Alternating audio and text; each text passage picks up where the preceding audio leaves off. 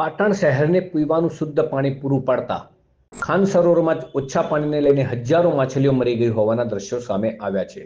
તો તેની સાથે સાથે કૂતરાઓ પણ આ જ પીવાના પાણીમાં મરેલા પડ્યા હોવાનું જાણવા મળ્યું છે.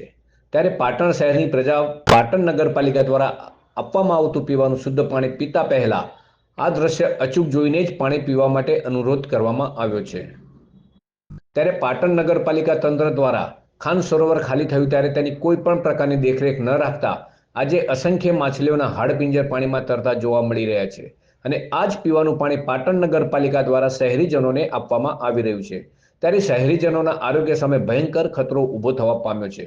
ત્યારે આ પાણી પીવાથી શહેરીજનોને પાણીજન્ય રોગો થવાની પૂરેપૂરી શક્યતા જોવા મળી રહી છે. ત્યારે પાલિકા તંત્ર દ્વારા વહેલી તકે શહેરીજનોના આરોગ્ય સામે ખતરો ઊભો થાય તે પહેલા ખાન સરોવરમાંથી મરેલી માછલીઓના પડેલા હાડપિંજર સહિત મરેલા કૂતરાઓને પાણીમાંથી કાઢી શહેરીજનોને શુદ્ધ પીવાનું પાણી પૂરું પાડવામાં આવે તેવી માંગ ઉઠવા પામી છે.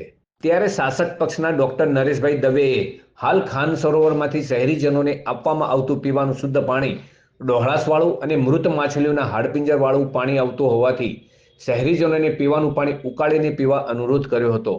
તો આવું દૂષિત પાણી પીવાથી શરીરમાં જુદા જુદા પાણીજન્ય રોગો થવાનું જણાવી પેટના રોગો વધુ થવાની શક્યતાઓ રહેલી હોવાનું પણ જણાવ્યું હતું. એક ડૉક્ટર તરીકે કહું તો આવું દૂષિત પાણી પીવાથી શરીરમાં જુદા જુદા પાણીજન્ય રોગો થાય.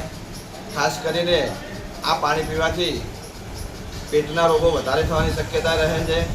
અને જો આવું પાણી નગરપાલિકા આપતી હોય તો નગરપાલિકાએ પણ તાત્કાલિક આ બધી સાફ સફાઈ કરાવવી જોઈએ. અને પાટણના શહેરીજનોને પણ હું નમ્ર વિનંતી કરું છું કે અત્યારે જે પીવાનું પાણી આવતું હોય ગમે તેટલું ફિલ્ટર થઈને આવતું હોય પરંતુ ઉકાળીને જ પાણી પીવો, સાફ સફાઈ કરાવવી જોઈએ. નથી કરાય તો એને જે જવાબદાર છે એની પર પણ કાયદેસરની કાર્યવાહી કરવી જોઈએ.